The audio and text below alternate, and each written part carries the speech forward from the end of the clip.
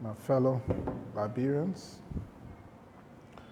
My name is Simeon Freeman, and this is the Simeon Freeman Show. The purpose of this show is to bring you, for us to discuss together the challenges of our country, Liberia, the issues that's depriving us of development, and the things that need to be done to ensure that we succeed as a country.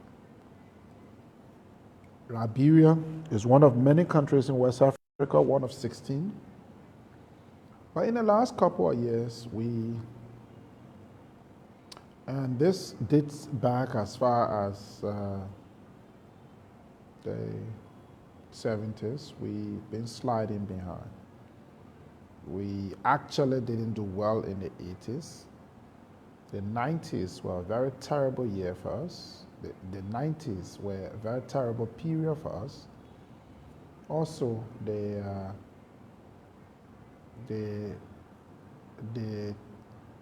2100, like from 2000 to upwards, we didn't do very well. So as a people and as a country, we went from problem to problem. And as a result, simple problems that could have been solved that were not solved has been compounded. And so even though the problems look complicated, difficult, the truth is they are solvable. Most of our problems are actually economics. And because we have not been able to sort out the economic challenges, is led to other sectors. Today, health is affected, education is affected. Even though several years ago, Liberia had one of the biggest educational infrastructure across West Africa. JFK used to be one of the biggest hospitals in West Africa, if not in Africa. You had the Louis Arthur Grant School of Law, one of the best in the region. The University of Liberia was a preferred place. Today, all of our major institutions are nothing to write home about. They're not even listed amongst the best universities across Africa or the world. Is Liberia a lost case? No, Liberia is not. Liberia is bedeviled by all kinds of challenges that has engulfed other countries, and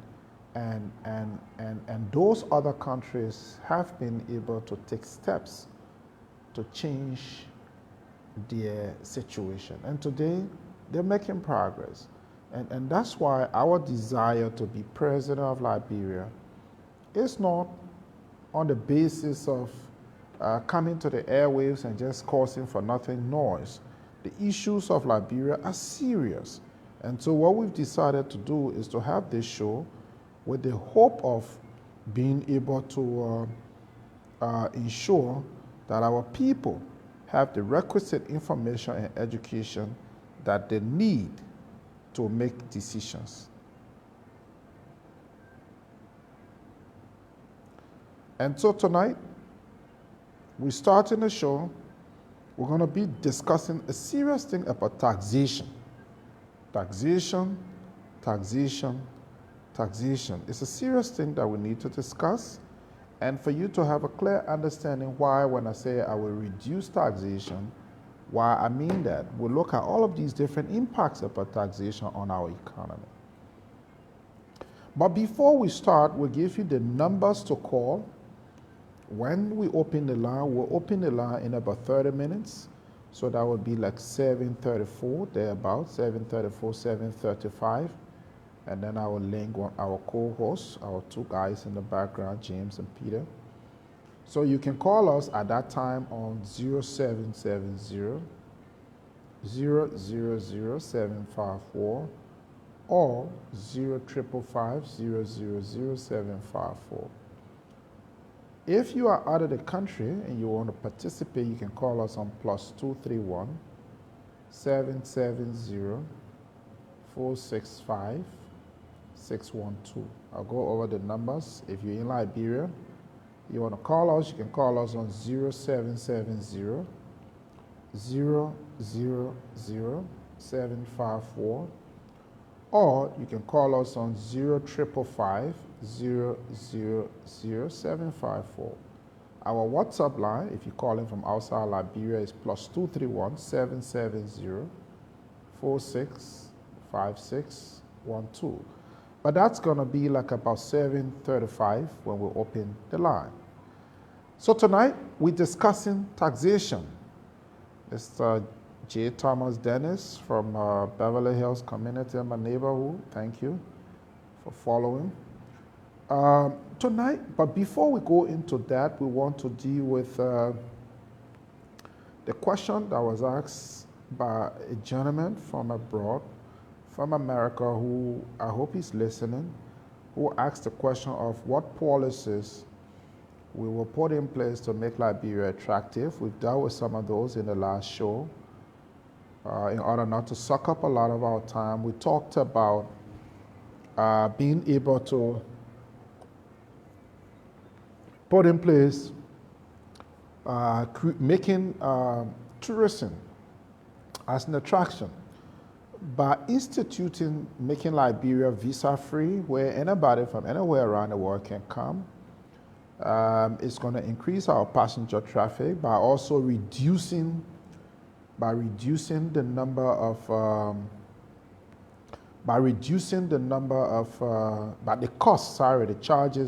the charges at the airport. So our cargo charges would be dropped lower, cost of plane fuel would be greatly lower, cargo handling charges would be lower, general aircraft handling charges would be greatly lower. That, in our mind, will drive passenger traffic to Liberia. Such such drops will create an attraction for airlines to want to use us as a hub, because we're going to be one of the lowest in Africa. It also leads to volume. It also means that hotel chains that never really thought about adding Liberia on the radar will begin to add us. Some of these same kind of policies are the policies that made Dubai exactly what it is, even though Dubai does not have one of the largest population as compared to its neighbors, but it is the hub for attraction and a point of business. One of the things we also want to do is we want to set up all kinds of incentives. So if you manufacture in Liberia, you can export from Liberia 100% duty-free. So that means if you manufacture in Liberia, you need to export. You export 100% duty-free. If you sell it in Liberia, you sell at about 25%, about 75% duty-free, meaning you can sell your goods locally within Liberia at about 75% duty-free. We want to work with value addition businesses. If you have a value addition business, say for example, you want to produce tissue in Liberia, you want to produce clothing in Liberia, you want to produce uniforms, you want to produce shoes, you want to add value to tire. What we want to do, since our people do not have the capacity, we'll learn from other countries. We'll pay your employees for the first 6 months. And employees will mean local employees. All of the local people you hire, the government of Liberia will pay them for the first 6 months. Because we appreciate that our people may not have the expertise, and because they're learning the expertise from you, the fact that you brought in a factory, an investment, and you have them on payroll, we pay them for the first 6 months. By paying them for the first 6 months, that enables you, it gives you a wiggle room. So what that means is it takes away some of the financial costs, personnel costs of establishing, and we want to use all these options as a means of making Liberia attractive to investors, so that investors will look at Liberia favorably. Also, we're going to work on our corporate income tax. Currently, Liberia's corporate income tax stands at 25%. I'm looking at dropping it drastically to about 7 to 10%. The question then would be, how are you going to raise money to finance your budget? Or we have alternative ways. We discussed that before, and we'll run just a little bit of that tonight. But on the succeeding show on Wednesday, we'll look at how we're going to finance our budget. But we're going to reduce taxation. We learn from what places like Ireland has done. Ireland reduced taxation. Ireland became a hub and a hub for big businesses from the West and from all over. The island countries play with taxation. I mean, in the Caribbean and in the southern part of America, a lot of those island countries are quite rich because they provided all kinds of tax havens, and today they are a major attraction for some of the biggest banks around the world. Country like Liberia, we have very good laws when it comes to financial laws, when it comes to movement of cash around and what have you. But we don't have the supporting infrastructure. And because we don't have the supporting infrastructure, Liberia has not been attractive. So in order to make Liberia attractive as a businessman, I want to give the business people exactly what they need, most of what's not available around, so that they can begin to come. So, of course, yes, we establish a free zone. We establish a massive free zone along the coast. So take that, most of Burroville, after Ricks and those places that are still uninhabited, we can set up a massive free zone. We can probably take up 100, 200, or 300 acres of land to set up a massive free zone around there. If you establish in a free zone, you can manufacture in Liberia and export. We're also going to introduce this, duty-free bonded warehousing. So bonded warehousing enables a trader to import, for example, rice to Liberia, and he can then re-export that rice and send it to Guinea, send it to Sierra Leone, wherever, but he's going to be here. So we'll be able to charge him some kind of fee. And then, of course, Liberia, prior to 1980, we used to generate more money from transshipment than we did from maritime. So we want to reintroduce that transshipment, because from Liberia to Cote d'Ivoire to JK in Guinea to Burkina, Bamfora and all these places, Bobo Dioulasso, all these places are quite closer to Liberia. And so, of course, we can enable the cola nut trade. So by creating this major transshipment hub and reducing charges at the port, would have increased our volume. Look at Togo. Sometimes these things are discussed. Last year, Togo had the largest 20-footer container traffic in I think in Africa or West Africa. I just don't go over that number. But I know Togo was bigger than Nigeria. What's the population of Togo compared to Nigeria? Nominal. Nigeria is 221 million people. Togo is basically nominal. But yet they had the most traffic, because Togo has been able to create convert itself into a hub. And so Togo has become a vibrant point. Togo has even been able to create so much vibrancy around herself that today Togo has one of the fastest growing, largest airline companies in West Africa. So you see, when you create these alternatives, you become an attraction. Business people are looking for where they can make more money, where they can turn the dollar over, then more volume will come. This story of population, that's not the case. If population was the issue, Singapore would be a poor place, because in every respect, Singapore don't have the population. Dubai would not have been a global hub for tourism, because in every respect, Dubai does not have the population. Liberia doesn't need the population. Liberia needs the right policies to be able to create the wealth for our people. Don't forget, how do you benefit? When we are able to attract all of these businesses, who are they going to be employing? Largely Liberians. When we begin to increase traffic at our airport and more hotels are constructed, who's going to be employed? Liberians. Let's take the transport sector. Right now we have under 100,000 passengers from our airports. So let's say we are able to increase our passenger traffic to 300,000 within a year. Who's going to benefit? Think that for one businessman can decide, you know what, I'm going to set up a luxury transport service on the airport. People come in, they want to ride Mercedes into the city. I will set it up. Good news, we are far from the city. So that's a whole set of employment. Let's assume another person say, okay, I'm going to put 10 cars on the road, air conditioned. The only job would be to convey people from the airport.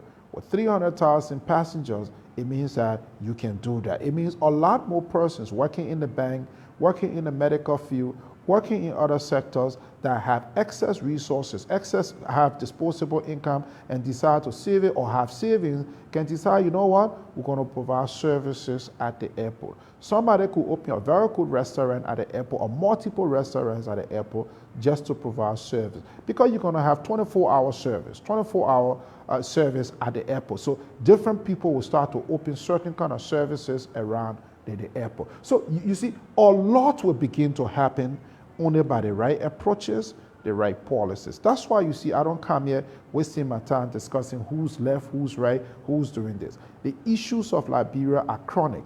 If you want to be president of Liberia, then let's discuss the issue. Let's take each other on and let's discuss the issue. But if we decide to discuss the issues from the perspective of just personality, will be missing out. And then the likelihood of somebody else, the likelihood of the wrong person being president is very high. This show is also coming to you on local radio stations, Sky FM 107.1, Banner FM 98.5, Joy Africa in Maghibie 97.5, OK FM 99.5, Capital FM 89.7. So we'll go over that. Capital FM 89.7. Banner FM. Banner is 98.5. Then we have OK 99.5. Then we have Sky 107.1 FM. So you can catch us on any one of these radio stations that are currently simultaneously relaying us across Monrovia and in Maghibie, on Kakata, on Joy Africa, which is 97.5. Thanks, Peter, for also uploading that. So we go now to the issue of today, the issue of taxation. Why is taxation so important in our setting? How does businesses make money and increase profitability? Businesses make money two ways. One, either by expanding the customer base. So if a business has 10 customers, it can make more money by selling more goods. To sell more goods means you have to expand your customer base. So if you're selling to 10 people and you want to make more money, you can sell to 100 people. If you want to make a lot more money, you sell to 1,000 people. If you want to make a lot more, you sell to 500,000 people. If you want to make a lot more money, you have a serious market share, you can sell to 1 million people. If you sell into 1 million people, you are the winner, it works for you, it's good. That's precisely what it is from our perspective. That's from the private sector. How does government make more money? Government make more money by increasing taxes. Or by also expanding the base. So let's say government is collecting taxes from, say, 200,000 Liberians. How does government make more money? Government can make more money by creating, employment for, say, 200,000 more Liberians, by creating opportunity for, say, 100,000 more businesses. Then instead of government just collecting taxes from 200,000 or 250,000 people, now government will be collecting taxes from 100,000 businesses plus an additional 250,000 people, which will make it 500,000 people paying taxes, plus another 100,000 businesses that will be added to the existing 100,000 businesses, so government revenue will jump up. When you hear the word revenue, revenue is income. See it from a business perspective. If you're a market woman, you go to the market. You go and sell, let's say you're selling chicken wing. Your customers, not many. You want to increase your chicken wing selling, what do? You begin to go all around the market. You set up some ambushes. When a customer comes, you start shouting, or you pull somebody in front to the gate. And you say, okay, when any customer come to buy chicken wing, bring the customer to me. So with that kind of aggressive approach, your chicken wing sales jump. So even though you are selling 10,000 Liberian hour chicken wing per day, it jumps to 20,000, it jumps to 30,000, jumps to 40,000, and so your profit increase. What you sell is not profit, but your profit comes out of that sale. So in the case of government, everything that government collect is revenue, because government does not have that. The only expense government has for collecting taxes is that it has to finance the revenue institution. So it finances the revenue institution, then the revenue institution go out and collect taxes. So government cost of collecting taxes is much lower as compared to a private business. I'm doing that comparison so you can understand where we are. So let's look at something. In the case of Liberia, almost all of the taxes collected, and I'm saying almost all, about 90% of the taxes collected last year to fund the budget came from a few things. It came from petroleum, it came from rice, it came from imported products, it came from maritime, it came from the road fund and all that. Now, it came from income tax, corporate income tax, it came from general sales tax, it came from personal income tax. So when you work, government charges you, you pay personal income tax. If you're a business, you pay corporate income tax. If you're a business that makes sales, you also collect GST in behalf of the government and remit it back to the government. Now, so government collects revenue like that. That revenue that they collect, that money that they collect, let me not use the word revenue, that money that is collected is then put together in something called consolidated account. That consolidated account, they will look at that money and look at that projection, and they fix the national budget. The national budget that is fixed, that national budget is where now they go there and they say we're going to spend $58 million on the legislature. We're going to spend $10 million on the courts. We're going to spend $20 million on the office of the president. The speaker office will get whole $2 million. The deputy speaker office will get $1.2 million. This other person office will get this. Fire service will get this. That's how the budget is structured. It comes from you. But let's look at the flip side of those collections. When a government does not expand its revenue base in terms of creating more opportunities for its people, then it expands its revenue, meaning it increases its revenue by increasing taxes on its people. So that means if you live in a place like Liberia, where taxes are high, very high, that means even if you earn $250, your purchasing power, I will try to break these things down, meaning that the quantity of goods that you can buy will be very limited, because one bottle of water that costs $1 in one country, when it comes here, when you pay freight, which doesn't go to government, freight at the cost of transportation on a ship, but you pay duty, you pay other charges at the port, then what happened? Then you turn around, you pay GST. Then you turn around, you have to add your own cost of operation. Then that means that one bottle of water that was bought by the businessman in that country for $1, he now sells it here for $3 to $4. Because all of the layers, they got this other thing called METEC. You have to pay on it. Even though the METEC does nothing, because they don't do pre-shipment inspection, they just have a group on the ground and they inspect locally. Nothing whatsoever. But you pay them so much money, and so much money is being made. Then they just introduced one other thing called LPO, that you have to give 2% of your, I think, your gross or your net, which is a lot of money. So if you bring in something worth $50,000, you have to pay them that. All of those costs goes back to you, the consumer. Then you have to pay duty in the port. Then you have to put in another one they brought in called container tracking number. You have to go and pay that one. So that container tracking number is another eating again. Somebody is eating that, and that's just it. All of that makes the cost of imported goods very expensive for you, the people. And what does that mean? It means that if you make $250 a month, you have to now spend almost all that $250 a month just to survive. When you spend almost all that $250 a month just to survive, it means you have no savings. When you have no savings, because if you have no savings, then it affects the banks. Because the banks uses your savings. So let's say 10,000 people in Liberia make $250.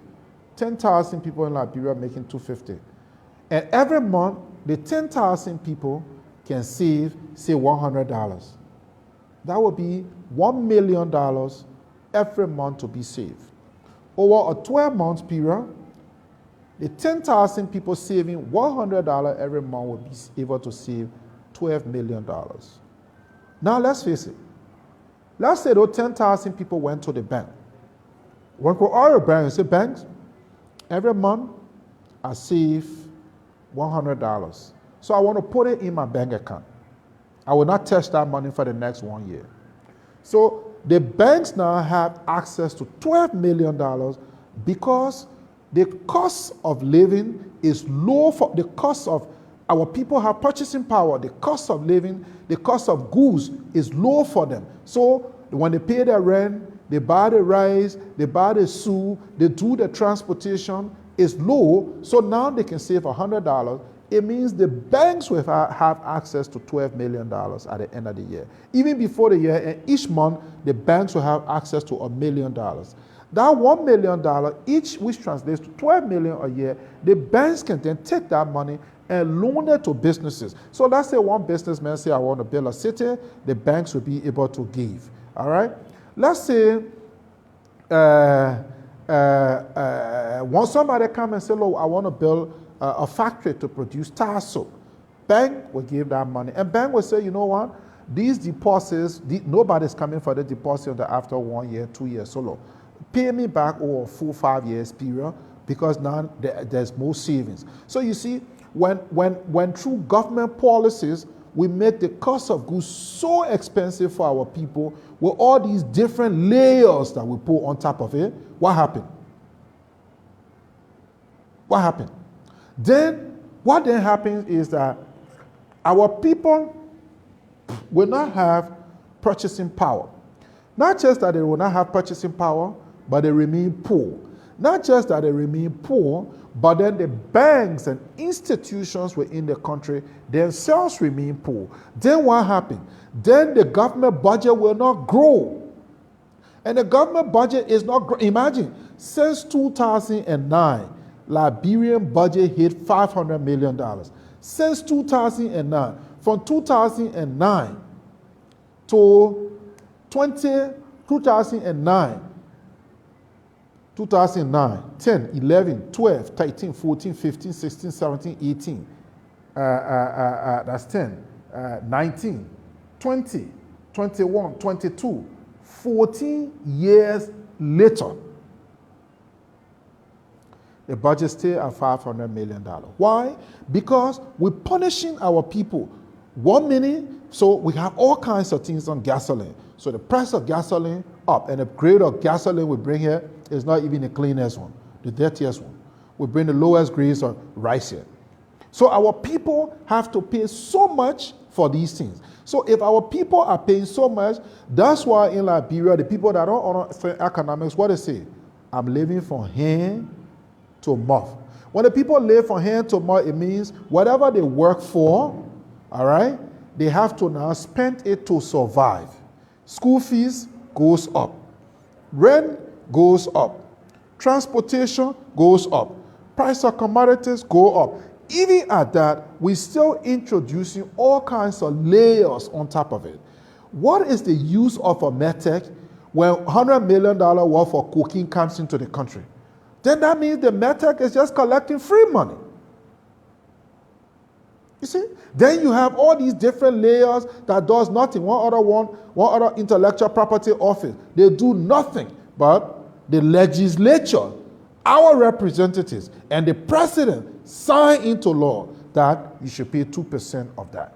Who you think those charges go to? The charges come right back to the consumer. So all these layers, then we were all right here, containers were coming. They say, oh, pay container tracking fee. That container tracking fee increases revenue for government, but makes the people poor. And as the people get poorer, revenue can never expand. So the government itself, because it keeps taxing and overtaxing the people, it means charges. It means purchasing power is challenged and eroded. So if purchasing power is challenged and eroded, it means I can't buy too much. Even if I wanted to travel from here to Ganta, it's a problem. That's why when you get on the Ganta road, you park by one car, it takes you another 30 minutes before you see one other car. Basically, because even on the Banga road, because going out of town is expensive unless it's a commercial car and the charging. But it's expensive. If it is expensive, it means that the people cannot afford. If they can't afford, it means they can purchase more. If they can purchase more, it means that they're having difficulty to survive. If they're having difficulty to survive,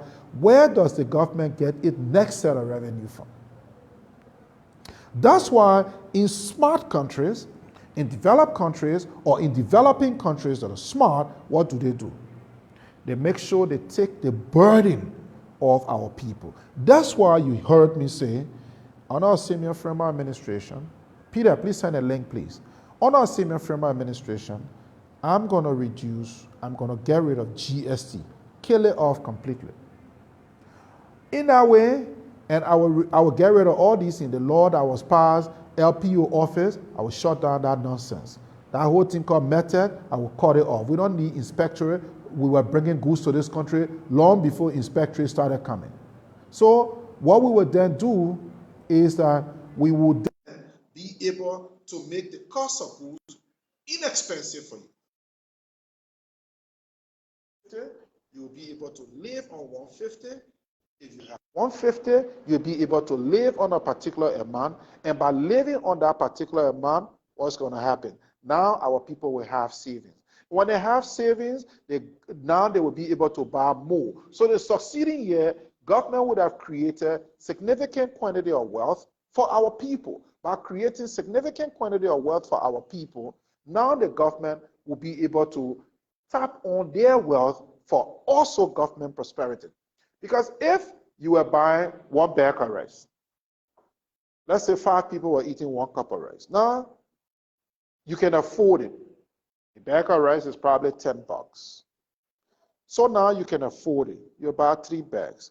You will eat more rice. When you eat more rice, now you're buying 3 bags of rice. Instead of buying 1 bag of rice, what then happens? It clearly means that you have access to wealth. It clearly means that you're buying volume. It clearly means that it's an old statement that says a slow or fast nickel is better than a slow down. It means the companies importing will still be able to make the degree of profit, and the government will still be able to make more because now it's made it cheaper. Our people have volume, but our people also have capacity that we didn't give them before. And our people are now able to save. That savings is the extra wealth that we need to finance our growth as a country. Then we don't always have to borrow. So that's the whole concept of revolving our capital internally. We'll open the line. I have a lot more to deploy, but I've made a promise. I say in 30 minutes. So our lines are now open.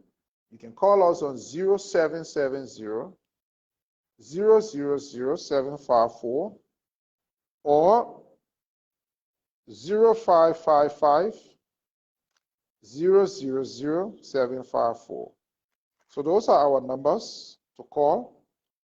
When you call us, you can have your say, you can ask your questions, and we'll be able to provide the clarity that you need. This is the Senior Framework Show discussing the issues and challenges of Liberia.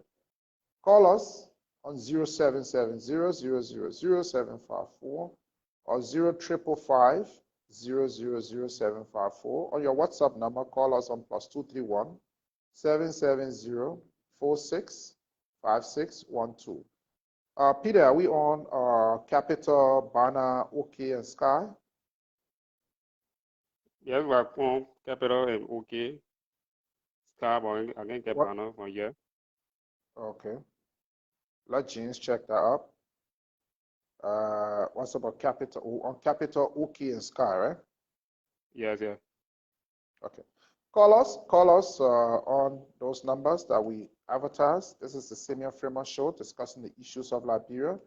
When you have a caller, let me know. Let me just continue. So typically, even though we think that we're hurting our people, but the government of Liberia hurt. Go ahead. Hello. Yes, hello, your name? Where are you calling from? Anthony S. calling from District 11, Chesapeake, the Plantain community. Okay, Anthony, you go ahead. Yeah, I just want to say thank you to our students, yes, and I want to say thank you to the discussion that is ongoing because you people are actually keeping the interest of the Liberian people. Go besides our training situations are going on because for the region. And we pray that the betterment of the Liberian people is still alive. Okay, thank you. Thank you so much, sir, for the call. Call us if you have a comment or if you have a question. We'll provide you the answers. Call us on 0770 000754 or 0555 000754. Our WhatsApp line is +231 770 465612. Typically, that's why our budget is not making progress. When you have a caller, let me know. That's why we can't grow, because they say the child that says the mother won't sleep, even that child won't sleep. So when we keep pressuring our people, taxing them, then what happens? Then our people are unable to develop capacity to compete in any way. And then what happens? Then typically, we have the same issues repeatedly from day after day after day after day. So this has become necessary for us to relook at our formula. And we need to look at the formula in a way that, you got a call? No, not yet. We need to look at our formula in a way that, Hello, your name? Where are you calling from? Yeah, good evening. Good evening, your name? Where are you calling from?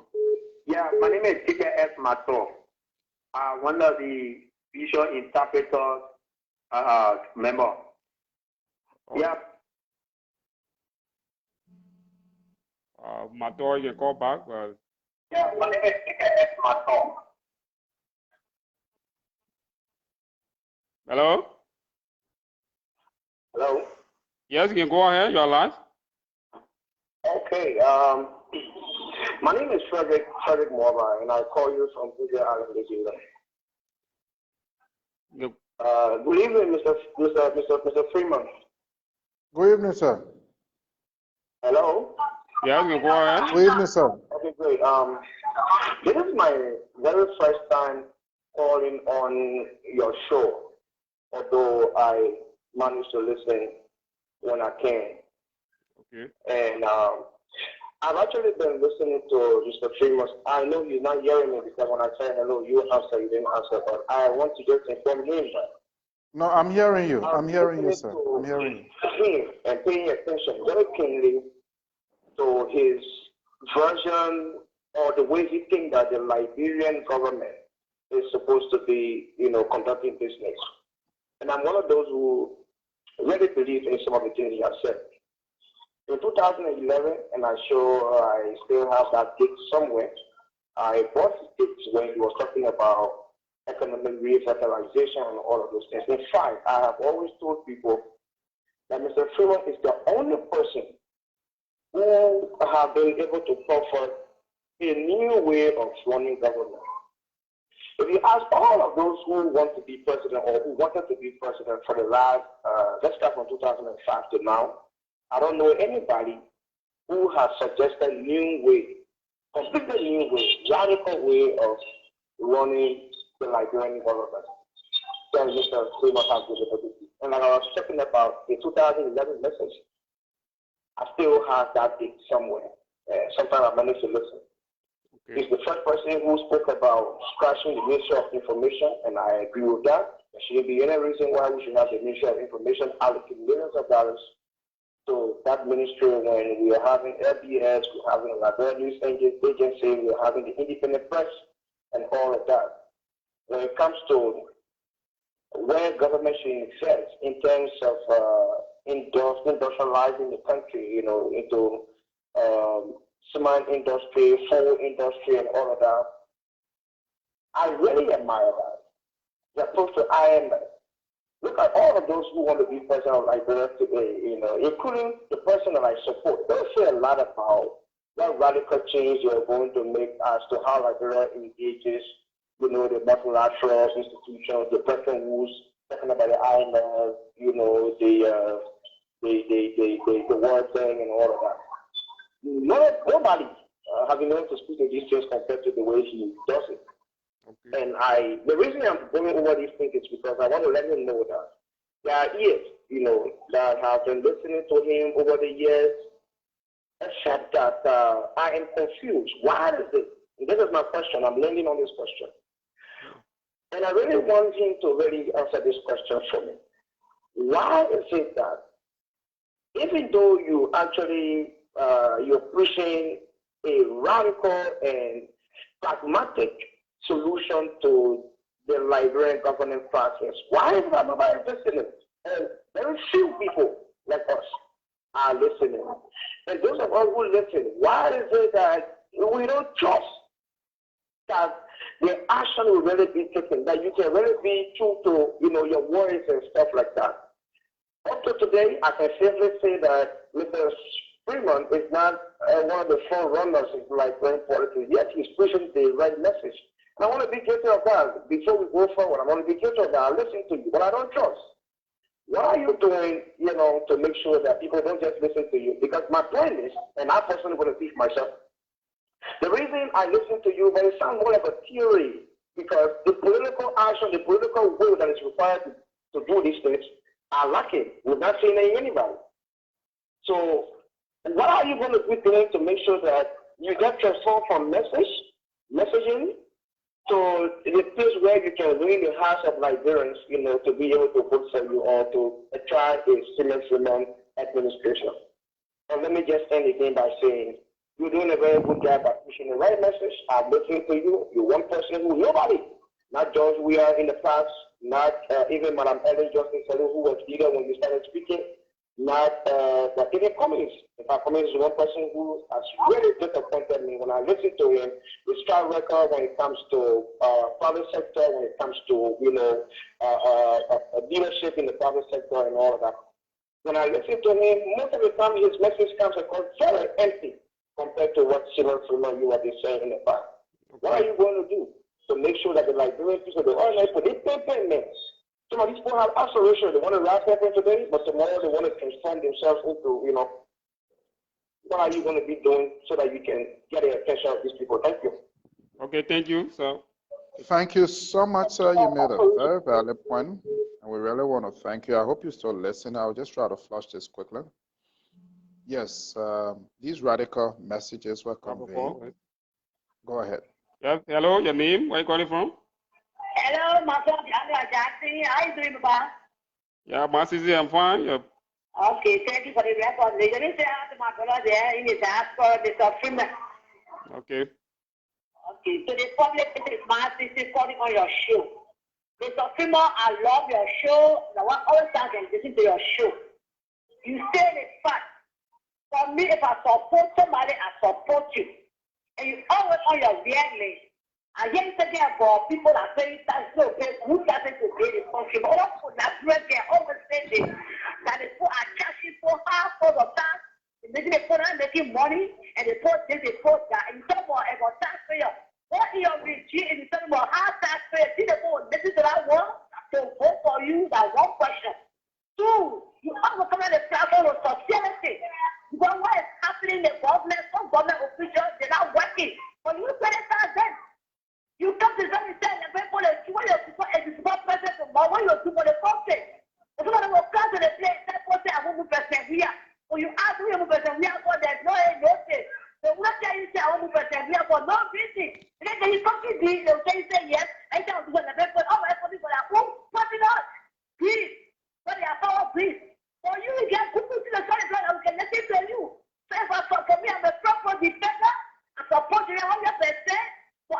day spend and one day the people in your plan. After the year 12 years, and the one who will go for you one day. Me, I will stay by you, I'll stay by you. Because it's another thing to tell the people open our mind. So that was thing that will not know in the country. And I think the people listening to it. Some of us, we are saying we believe that one day will follow you. After the person, we are saying, thank you for having my son. Thank you, Mr. Simon, for having me too. Thank you, have a day. Thank you, Masisi. Okay. Thank you so much, Masisi. Thank you so much. So, Mr. Frederick Malba, I'll just come to you quickly. I hope I have the time because we give callers the preference. It's now 7:45, so we still have got time. Yeah, we've been conveying this information. So we too, maybe we have a problem. During the last election when we contested, we didn't have this kind of platform.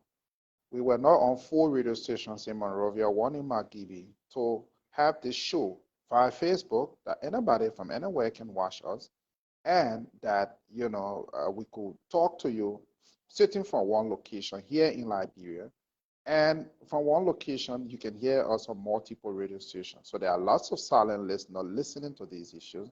So you see, we have a different method of conveying it.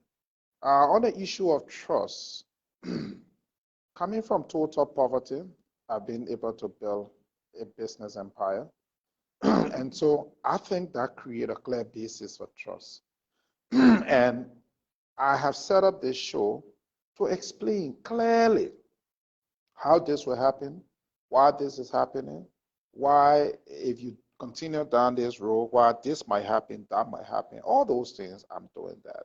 So I think the problem here is that people like you have not yet decided to join people like me. All right, I think people like you need to decide to join people like me and let me capacitate people like you with the kind of eloquence with which you stated the different issues. At least people like you will be able to help us reach the message out there, like thousands of other people. It may surprise you to know since we started this show, we've gotten more than 60,000 people in terms of our membership. People have signed up. We have teams of people going around every day explaining the different messages, the different concepts. We have lots of people signing up. We have lots of people trying to join. And that encourages us. That's why we have a partnership with these radio stations to be able to bring these issues to you. Our country will only prosper if we change our approaches. And the approaches that are being discussed are not out of this, all of the sky, like you suggest. We talk about a concept of lowering charges for the port. We saw it in Togo. In our deposition, we told you how Togo became the largest container trafficking point in sub-Saharan Africa. You have a caller to take the call. Yes. Hello, your name? Where are you calling from? Once again, I'm Anthony S. Ponti from the patient shop, Station 11 to this city. Okay, Anthony, you can go ahead. Yeah, I want to find out from our honorable mentor as whether you have a youth wings in all of the counties presently running. Whether we have a what? Of you win in the federal counties. Running in the 12 counties if you have it.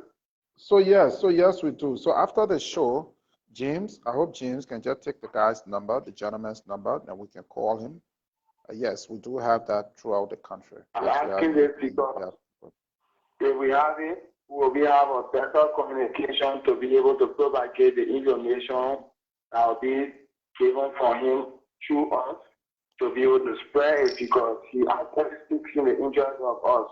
And if we have such a leader like this, he will be able to brighten us into a larger society. So I would love to work along with him to as well as have a youth organizations in all of the counties or the district at large.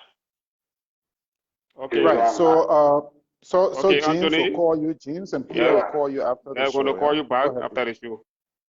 All right, sir. I would love to work with you guys. Okay, thank you. Thank you so much. Thank you. So much. Good. So like we were saying, clearly there is that need to clearly there is so clearly we've been able to convey that, and we think if we all work together. We're also saying to you, we talk about paying employees. I will give you the story of a small country Costa Rica. Costa Rica needed to attract the American pharmaceutical industry. What did they do? They used the same method. They went to work, they attracted them, told them to come, and they paid their employees for 6 months. They gave them all kinds of duty waiver. We talk about the story of Dubai. You can look at the story of Singapore, how these countries transform. You look at the issue of Rwanda. So all of these things are right there, ideas, methodology that have been tried and tested. And so we think if you work along with us, sir, together, we can have a better Liberia. Let Masisi say, I don't come to the show insulting people, cursing people. We think we need to discuss the issues that have made Liberia a poor country. The issues are many. And individuals in power may exacerbate it, may make it worse, but it does not take away the issue. So blaming the individual is not the solution. We believe that the way to solve the problem would be to firstly know the problem and then know the solution to it. So in every respect, sir, Mr. Frederick Mulbar, if you're still listening, those are the things we want to do. Masisi, you have from day one indicated that you are a pro-poor defender. We respect that. And we also respect that you also follow the show. We're very excited that you've been part of this show many times. You're a very great woman. The issue come 2023 is a lot more deeper than you've been able to appreciate, Masisi, because one, what is happening out there around the world means that cost of goods in Liberia will be expensive. It also means that if we do not put our acts together now, in the next 6 months, Liberia is going to be a place that's a lot more difficult. So I know you may have a particular love for a particular candidate, and some of the people listening may have a particular love for a particular candidate, but at this point, it's deeper than... Go ahead. Yeah, good evening. Good evening. Your name? Where are you calling from? Yeah, I want to learn about my colleague. My name is Tigers Mato. I'm calling from Chocolate City this evening. Okay, can go ahead. Let me say the evening to our political leader. It's been a while. I'm on the platform of the interpreter, one of the visual interpreter memo. Long time we stopped paying from the political leader of the Labour Party. So we been in the mood and been in the hard view. It seems that the party angle, the spirit of weakness coming from our side, also not embracing us as one of the authorities that will make the party for people to know the vision of Mr. Freeman. So James, please call to them. Every time they ask us, but nothing yet. So I just want to tell the political leader, see reason to reach to us and reach us through the party, then we can try to move around. Because the political is almost around. Okay. And now people are supposed to start hearing the message of Mr. Freeman before 2023 election. Okay. Right. So James will contact you. Peter, just let him go. Let him go, James. Peter, Peter, just let him go, James. Okay. Thank you. James, please make sure you contact these guys. Yes, it's true. They call on the show a few times so they can be incorporated in the team that's going around. So when you guys come tomorrow, please put that on the discussion table so we can have them invited. It's very important. We have very limited time, but I wanted to continue along the trend of this. We hear people in Liberia say, I like this person, I like that person, I like this person. The challenges of the new Liberia will be Hello, your name? challenge. Go Where ahead. are you calling from? Good evening. Yes, good evening. Your name? Where are you calling from? Yeah, this will be Khan. And hello. Yes, Mr. Kane. Where are you calling from? Yeah, I say this will be Khan. Yes. You are. I'm the chair of the National Response Defender, Ali the Football Defender. Yes. I say I come from Ghana. Okay. Yeah, this will be coming. Yes. Yes, go ahead. You are live. I highly appreciate your studio guys. I am regular follower of this. Yes, I'm saying I am the regular follower of the Freeman. I think his politicking, the way he's sharing, trust me, I'm a supporter of this government. But I think he's more constructive than any other politician in this country. Because when any politician that speaks and the person brings solution to the problem, these are people I think you will trust in future. Now, although we are supporters of this government, but for the fact that he is on the point and the truth to see today that this country can grow, we pray to God that one day his vision for this country will be actualized. Because only a politician who believes, or any politician who believes in the country, will discuss the issue and talk about the solution. Liberal problem is not individual problem.